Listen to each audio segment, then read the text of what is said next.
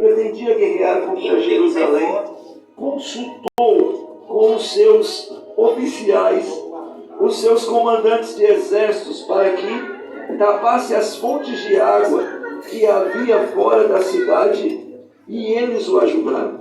Assim muito povo se ajuntou e tapou as fontes, como também o ribeiro que corria pelo meio da terra.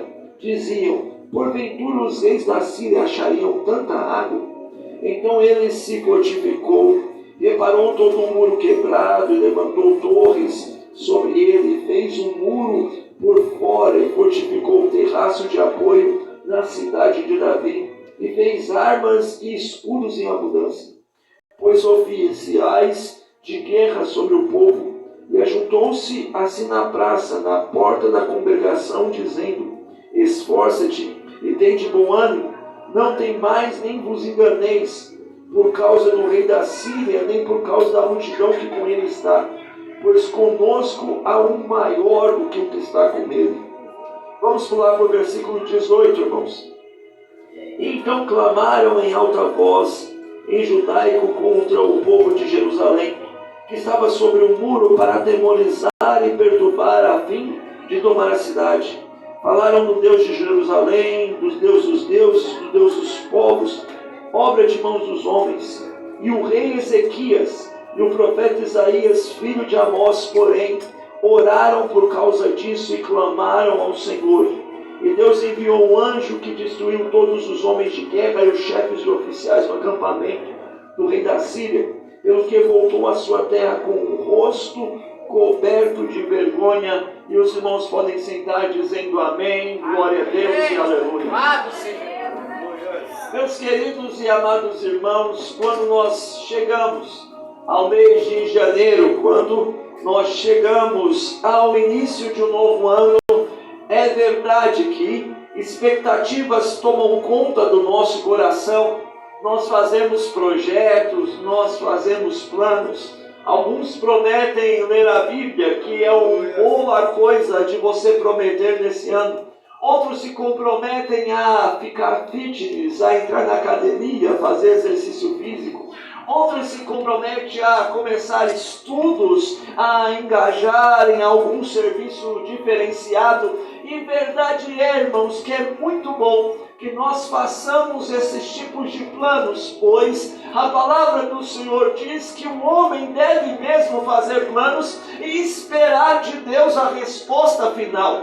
E aí, meus irmãos, a gente normalmente se reúne na virada, ou se reúne em janeiro para poder orar a Deus, apresentar a Deus primeiro a nossa vida, apresentar a Deus o nosso coração e também apresentar os planos que Deus colocou em nossos corações para esse ano, sabendo que Ele é poderoso e fiel para fazer cada uma das coisas segundo a vontade dEle, porque Ele está no trono e nós aqui embaixo, quem manda mesmo é Ele, e nós somos servos humildes, obedecendo a voz do nosso Senhor Deus.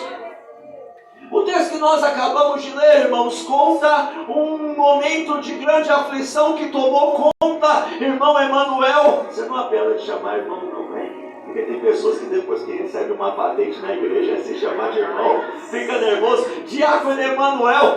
Tem pessoas, irmão, o nosso querido irmão Ezequias estava passando por um tempo de grande tribulação. Para os irmãos poderem ler esse texto com mais vontade, leiam o capítulo 37 e 38 de Isaías, que conta isso com mais detalhes. A verdade é que o rei da Síria havia se tornado grande, e como grande que ele era, com grande exército, ele veio destruindo e tomando todas as nações que estavam ao redor da Síria. Destruiu o Egito, destruiu os Moabitas e veio tomando. Chegou em Israel, o reino do norte que havia abandonado o Senhor por completo e destruiu a todos. Levou o rei cativo, levou o povo cativo para a terra, e diante de tanto sucesso na sua destruição, ele resolve chegar à porta do rei Ezequias e avisar que ele estava chegando, avisar que ele estava vindo para poder destruir a Judá e a Israel, a Jerusalém, de uma maneira por completa. ele vem com tanto orgulho, com tanta soberba, que ele manda avisar o rei Ezequias de maneira debochada, dizendo: olha, fala com o rei Ezequias, que se ele tiver 500 homens para montar a cavalos, eu dou 500 cavalos para ele, para a guerra ter uma graça, porque do jeito que eu vejo a fraqueza, do jeito que eu vejo a quantidade mínima de soldados que vocês têm, eu vou varrer Israel, Judá no mapa, eu vou varrer Jerusalém no mapa, e não vai sobrar nenhum para contar a história, não vai sobrar nenhum homem de guerra para poder se levantar. Essas eram as promessas de Senaqueribe contra o povo de Deus. O nosso querido irmão Ezequias fica tão apavorado que ele escreve no livro de Reis uma oração calamitosa, uma oração preocupada, dizendo: Senhor, hoje é dia de grande angústia, porque as crianças querem nascer, mas as mulheres não têm força para empurrar. A única coisa que Ezequias conseguiu para comparar a angústia é a angústia de uma mulher que perde o seu filho por força, por falta de força para poder empurrar o filho para nascer. Assim estava a situação do nosso querido irmão, que não foi por conta de pecado que a luta lhe sobreveio, não foi por conta de falta de vigilância que a luta lhe sobreveio, mas independente da nossa fidelidade, verdade é, irmãos, que nós temos que estar preparados para lutar aqui na terra até a volta do Senhor nosso Deus. Aleluia! Ontem na igreja, irmãos, pregando para os irmãos sobre coisas que nós devemos esperar em 2021.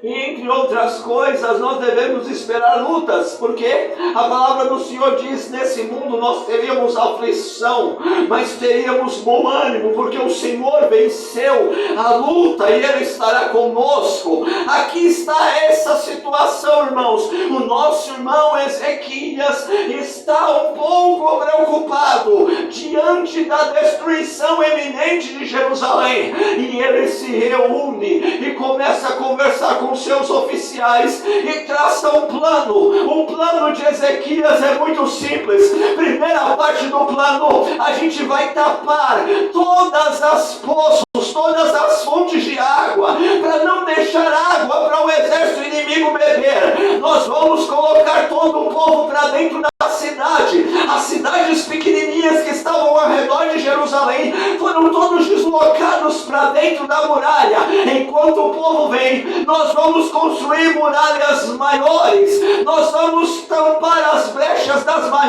muralhas que existem, nós vamos colocar torres para que os flecheiros estejam bem postos, e depois de tudo isso nós vamos escolher oficiais para que treinem o povo para a guerra, para que treinem o povo para a batalha. Todo mundo que tiver condição de pegar uma espada vai ter que saber manusear a espada. Todo mundo que souber carregar o escudo vai ter condição de carregar o escudo. Todo mundo vai ter que trabalhar como soldado, porque o tempo é difícil, o tempo não está favorável. E alguém pode perguntar para Ezequias: Ezequias, tampar as fontes, construir muralhas, preparar oficiais e soldados lhe garante a vitória? Ele responde: de jeito nenhum. Enquanto a gente faz tudo isso, nós vamos para dentro do templo orar, porque a oração vai nos dar vitória. Em 2 Reis, capítulo 19, a palavra do Senhor diz que enquanto Ezequias orava, Deus levantou um profeta. Se a minha memória não se engana, o nome dele era Jaliel ou alguma coisa parecida, e a palavra de Deus é o seguinte: fique tranquilo, Ezequias, filho de Amós, se eu não me engano a memória, do mesmo jeito que ele veio, ele vai voltar para trás, e você vai chegar em paz à sua velhice, você vai morrer em paz com os anos que o Senhor te deu. Não precisou de muitos, irmãos. No amanhecer do dia que seria a batalha, Deus enviou um anjo e matou 180 mil soldados com uma movimentar de espada. Senaqueribe fugiu acovardado e o nome do Senhor foi glorificado. A primeira lição que nós temos que tomar, irmãos, é que, independente da nossa condição, o Senhor é um Deus que dá vitória nas batalhas do seu povo. Deixa eu te falar uma coisa: tem muita gente que perdeu a fé, tem muita gente que já desanimou, anda numa vida de tanta tristeza. Não, irmãos, nós passaremos por lutas, mas existe uma verdade real: o Senhor nos dará vitória, e se Ele não nos dá vitória, pastor, no céu nós receberemos o galardão. Por isso nós somos mais que vencedores.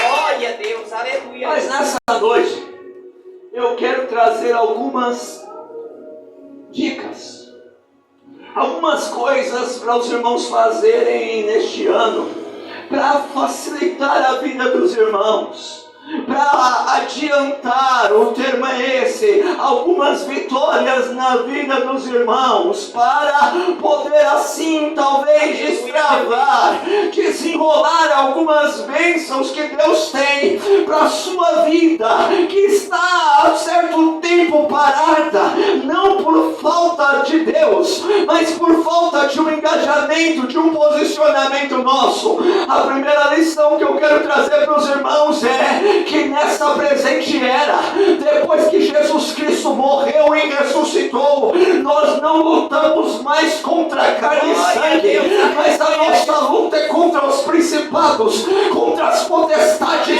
contra os demônios. É inadmissível, meus queridos irmãos, que crente abra a boca para dizer que ainda tem inimigos. É inadmissível alguém que faz textão no Facebook para difamar o vizinho, a vizinha, o colega, o ex-companheiro de ministério, qualquer outra pessoa, porque em nenhuma das páginas dos 270 capítulos do Novo Testamento o Senhor autoriza a gente lançar maldição sobre aqueles que nos feriram, mas a recomendação ainda é esta: aqueles que te maldisseram, você ora, aqueles que te machucaram, você ajuda, para que você possa amontoar brasas sobre a cabeça dele. Ontem nós falamos na igreja, irmãos, e é uma verdade: enquanto não tiver perdão, pode orar, pode jejuar, pode fazer voto, pode, irmão, porque na oração mais simples, na oração mais básica, que todos nós aprendemos, ou no catolicismo ou aqui na casa de Deus: Senhor, eu só quero o perdão do Senhor. Se eu estiver perdoando os meus inimigos, enquanto eu não perdoo os que me feriram, eu também não quero o seu perdão. É mais ou menos assim que a gente ora no Pai Nosso. Então, meu querido amado irmão, como o pecado faz divisão entre o homem e Deus, as bênçãos do Senhor estão travadas até a hora que você deixar o Espírito conceder humildade ao seu coração e você orar, não pedindo revanche, não pedindo justiça, mas orar dizendo: Senhor, abre as portas para ele, abre as portas para ela, Jesus cuida dele, Jesus cuida dela, Senhor. Mas ele errou. Aqui não é um julgamento, aqui é a graça perdoa. A primeira lição. Glória a Deus, aleluia. Senhor Jesus, glória em nome do Senhor. Aleluia. A primeira lição, irmãos, é nós entendemos que nossa luta é contra a carne e contra o sangue. Que a nossa luta não é contra a carne e contra o sangue, é contra principados, potestades, é contra tantas hostes espirituais da maldade. Então, irmão, lute verdadeiramente como um cristão fiel, e o Senhor lhe garantirá a vitória que Ele lhe tem reservado. A segunda coisa que nós temos que aprender nesse ano, pastor, presbítero Emerson, que a gente não pode esquecer, é que nós temos que parar de alimentar o nosso inimigo com as águas que saem do nosso coração. Pastor, não estou entendendo. O Senhor mandou eu perdoar. O Senhor mandou eu orar pelos que me caluniam. O Senhor falou que a minha luta é contra a carne e contra o sangue. E agora o Senhor vem dizer que não é para eu dar água para o inimigo, que não é para eu alimentar, matar a sede do meu adversário. Deixa eu te explicar uma coisa carinhosamente. Eu não sou o primeiro pastor que fala isso. Possivelmente vocês já viram o pastor, a pastora, tantos outros pregarem. Mas na nossa luta espiritual, um dos títulos, o nosso adversário máximo é acusador, Satanás, o diabo, e ele precisa de motivo para nos acusar. Na verdade, ele não precisa de motivo, ele acusa sem motivo, mas às vezes a gente dá tanto motivo para ele acusar. A gente vai orar e ele acusa, você está orando, mas você mentiu para sua esposa hoje. A gente vai orar e ele fala, você está orando, mas você está com dinheiro guardado e podia pagar aquela conta. A gente vai orar e ele fala, você está aqui hoje, mas eu sei o que você está vendo. E aí ele vai nos acusando com toda a razão, porque a gente vai deixando correr um monte de água de iniquidade da nossa vida, e a gente não muda, a gente não decide parar. Se você quiser vitória, se você quiser vitória, tampa essa brecha, irmão. Para de deixar motivo para o diabo te acusar. Minha esposa já ouviu falar isso um bocado de vez. E tem pessoas que é o seguinte, tem pessoas que querem justificar, pastor Elaine. Eu acho engraçado o gente que quer justificar. Eu nasci assim, a minha criação foi essa. É porque você não sabe o que eu passei, é porque você não estava onde eu estava, porque no meu emprego é desse jeito. E eu aprendi uma coisa na palavra do Senhor, em 2 Coríntios capítulo 5, versículo 17, que aquele que está em Cristo, nova criatura é. As coisas velhas se passaram e tudo fez novo. A partir do momento que nós entregamos a vida para Jesus, aquele Deus que te resgatou é o Deus que te capacita a ser santo. Meu Deus!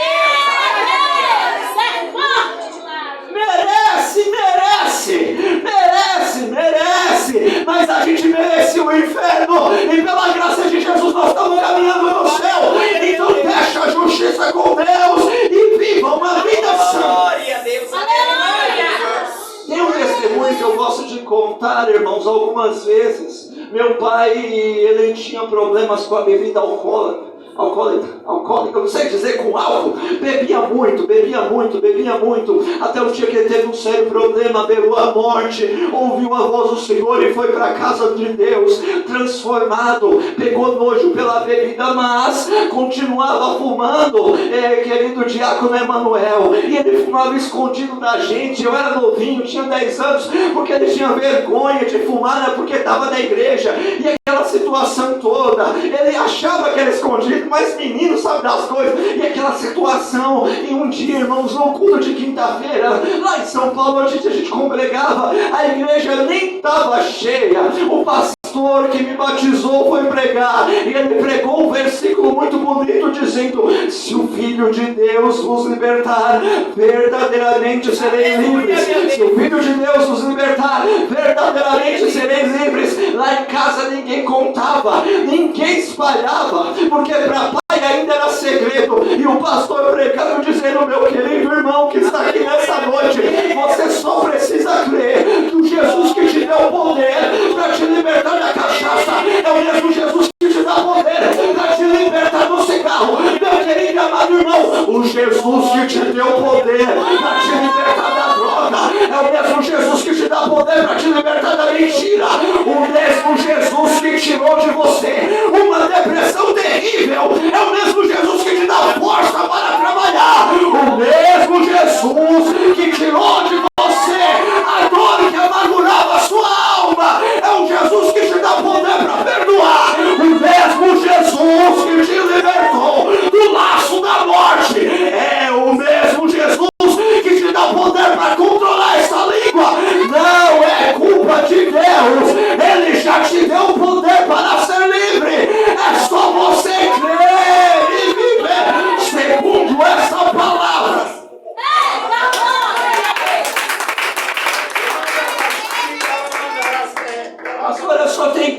também sou. A gente vai ser tentado enquanto estivermos nessa carne maldita todo dia.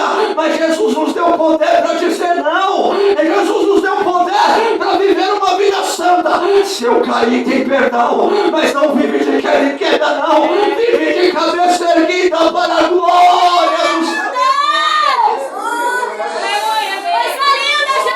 Grande é o nome do Senhor Jesus.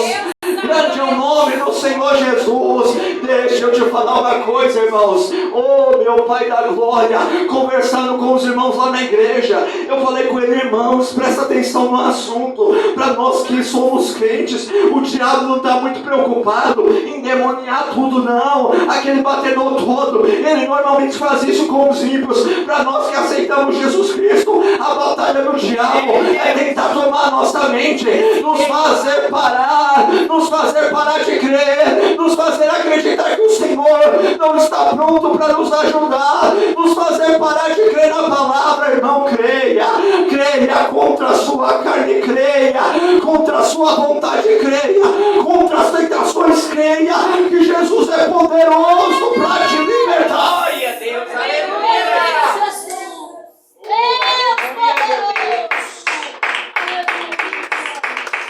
Primeira lição: nosso inimigo é o diabo e os seus demônios. Segunda lição: a gente não vai alimentar ele com as culpas, com as acusações, com a nossa queda. Terceira lição: só tem vitória quem trabalha. É verdade, Deus. Aleluia, meu Deus. Irmãos, tampar um poço é muito fácil, irmãos. Construir uma muralha é bem difícil.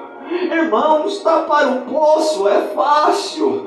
Construir uma torre é um pouco mais difícil. E nós não estamos falando hoje que tem tecnologia, bitoneira, caminhão de concreto, tantas coisas. Não, é no braço. E o nosso querido irmão Ezequias disse: olha, nós vamos levantar um muro, nós vamos edificar novamente as muros de Jerusalém, fortalecer a nossa muralha para que a gente possa vencer. Deixa eu te falar uma coisa: todo crente em Cristo Jesus, do que aceitou Jesus hoje, daquele que tem 30 anos na casa de Deus, recebeu do Senhor um talento, recebeu do Senhor um dom, recebeu do Senhor uma habilidade para trabalhar no reino do Senhor.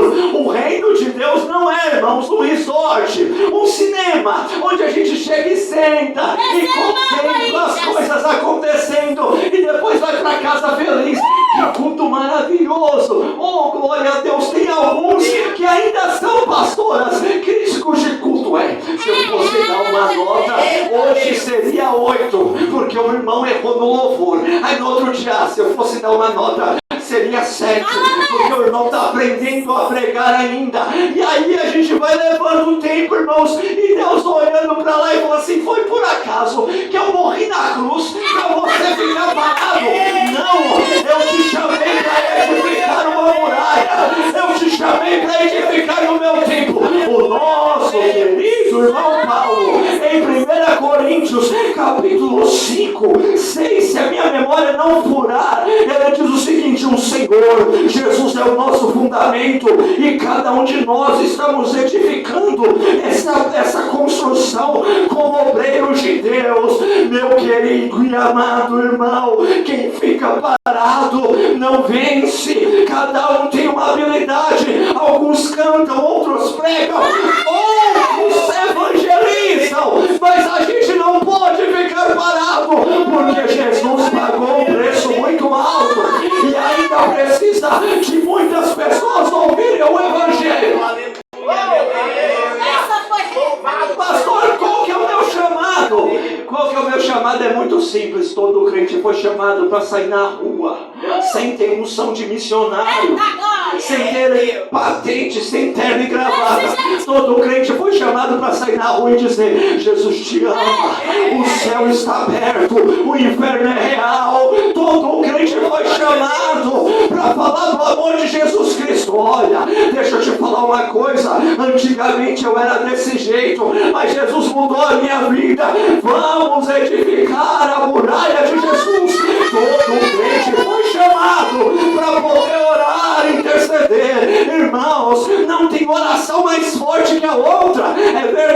quem passa mais tempo com Jesus acaba tendo mais contato com Ele. Mas o Senhor está pronto a ouvir a oração de todo que chama. Todo crente foi chamado a orar.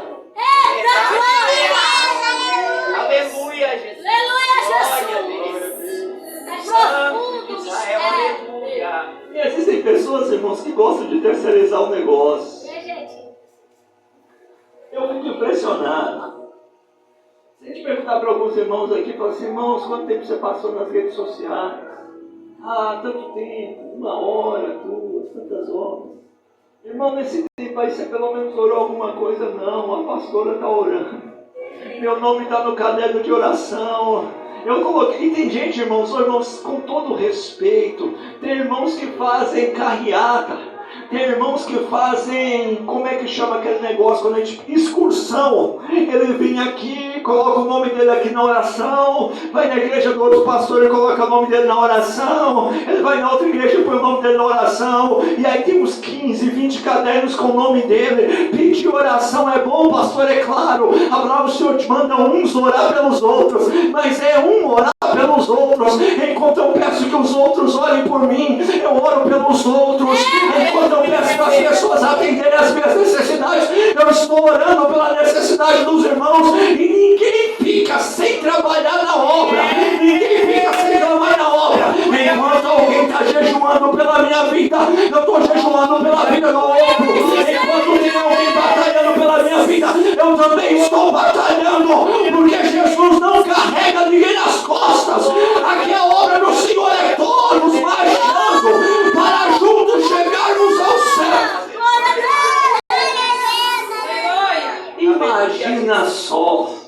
Imagina só, você está do lado de Ezequias, o medo toma conta, irmãos, 185 mil soldados, metade de Montes Claros aproximadamente, armado até os dentes, para destruir a sua família, para destruir o seu trabalho, para destruir as pessoas que você ama. E Ezequias está lá, vamos pegar pedra, vamos colocar pedra, vamos lá gente, faz cimento, pelo amor de Deus, precisa ser rápido, e você está sentado assim. Muito bonito, eu admiro a vida do irmão que está trabalhando na glória a Deus pelo irmão que está trabalhando.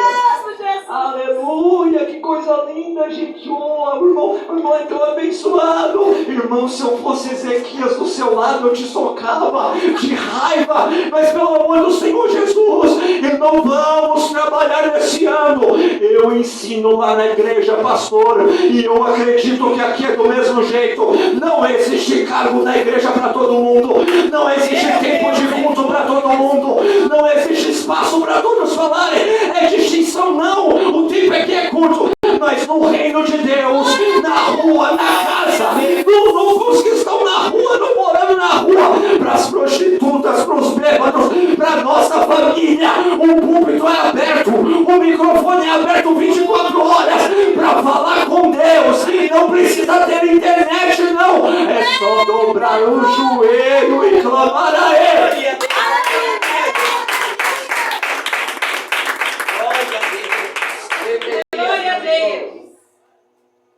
Primeira coisa, para nós termos vitória, o nosso adversário é o inimigo, o diabo.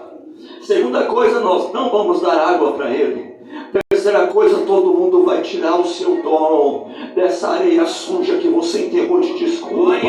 Todo mundo vai descavar essa areia velada de preguiça, de desculpa, de descaso, de despreparo, e vai tirar esse dom e vai lavar no sangue do Senhor Jesus, e vai botar para brilhar, para que os homens vejam a sua luz e possam dar glória ao Senhor. E a quarta coisa, escolham pessoas para a guerra. Irmãos, o diabo, ele é sutil. Ele é sutil. Às vezes ele chega arrombando assim, pá. Mas às vezes ele chega caladinho. Minha mãe cantava um hino muito antigo que dizia assim, ele chega de mansinho, com sapato de algodão. Se você não vigiar, você cai na rede, meu irmão. Era um hino que ela cantava com as irmãs lá na igreja. muito antigo. Irmãos, e uma das coisas que o diabo conseguiu colocar na igreja, infelizmente, é sussurrar no coração de cada um de nós, por falta de alguns irmãos, por falta de alguns outros, que a gente não pode confiar uns nos outros. Existem tantos hinos que parecem ter sido tirados do inferno, que faz com que a gente desconfie de todo mundo, que a gente ande com uma antena em pé, como se não pudéssemos confiar. Irmãos, aqui é o corpo de Cristo Jesus, e na caminhada a gente precisa andar um escorado no outro, um apoiado no outro. Ezequias olhou e falou: a guerra é grande, eu sou ungido rei, o Senhor me deu a sabedoria, mas eu sei que sozinho eu não chego lá, eu vou precisar de pessoas para me ajudar e ajudar os outros também a chegar. O apóstolo Paulo diz em 1 Coríntios capítulo 10 que nós devemos nos afastar de todo que é devasso, mentiroso, roubador, enganador, malicioso, que tem uma língua cheia de peçonha. E o apóstolo Paulo diz: eu não estou falando para vocês se afastarem dos ímpios, eu estou falando para vocês se afastarem daqueles que se dizem irmão e se comportam dessa maneira. O apóstolo Paulo diz que as pessoas dão frutos e a gente olha o fruto e conhece, mas por outro lado existem pessoas fiéis, existem pessoas crentes ao seu lado para te ajudar e para você ajudar ela. Eu aprendi na minha caminhada que muitas das orações são que Deus vai responder. Ele responde enviando pessoas ao meu lado, Ele responde enviando pessoas ao meu lado. Em Provérbios diz que em todo o tempo devemos amar o amigo, para que na angústia a gente ache o irmão. A palavra do Senhor nos ensina que mesmo Saul endemoniado, Davi conseguiu ver a amizade em Jonathan, e os dois venceram muitas batalhas. O que eu estou falando isso, irmão? Se você não vê a amizade em ninguém, possivelmente você tem um probleminha no seu coração que Jesus quer libertar. E se por acaso está difícil, peça ao Senhor: Jesus, eu preciso de pessoas, não que eu vou confiar nelas, mas que no Senhor. Mas a palavra do Senhor diz que um ajuda o outro e um anima o outro. É melhor sempre dois do que um no caminho, e o Senhor tem amizades reais para nós. Eu creio, meu Deus! Aleluia! Glória a Deus. Pastor Elaine lembra, ixi, tem tempo que não pode falar. Irmãos, eu sempre fui um menino da igreja assim, com de 15, 16 anos minha ficha caiu.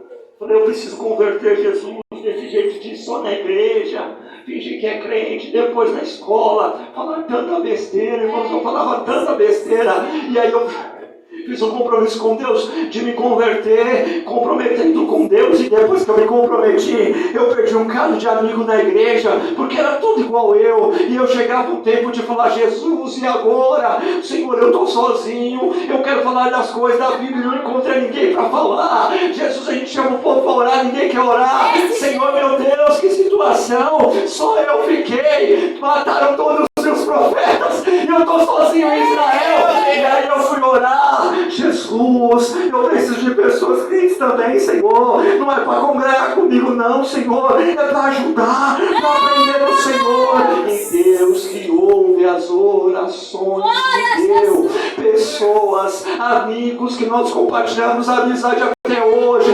firmes, caminhando, um empurrando o outro, nos exortando quando precisa, nos consolando quando precisa, porque sozinho ninguém vai ser.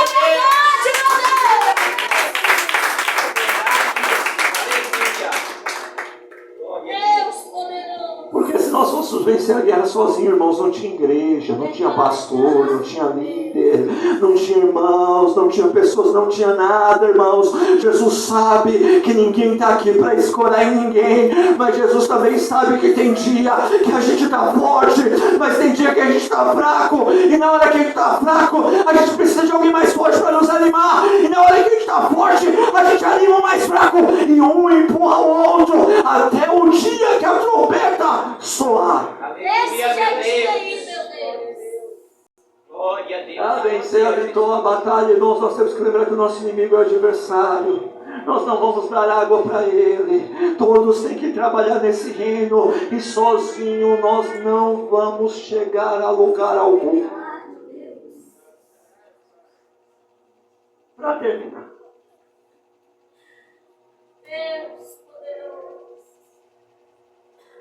Ezequias, seu inimigo é o povo da sua casa. Não.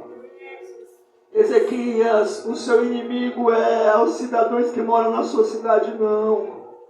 Ezequias, quem é o seu inimigo? É o rei de um império muito ruim.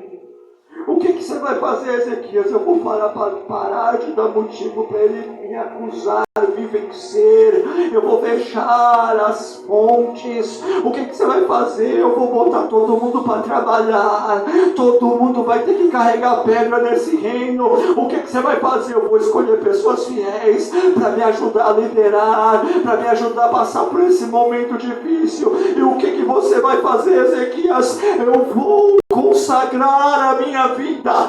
Glória a Deus. Depois de fazer tudo isso, irmãos, Ezequias chamou Isaías, chamou alguns crentes e foi para dentro do templo e se prostrou e foi orar e jejuar, pedindo que a potente mão do Senhor se movesse, pedindo que a potente mão do Senhor se movesse. Não era uma oração rápida, não era algo para agora. Ezequias se propôs a se humilhar perante o Senhor até que do alto a resposta viesse.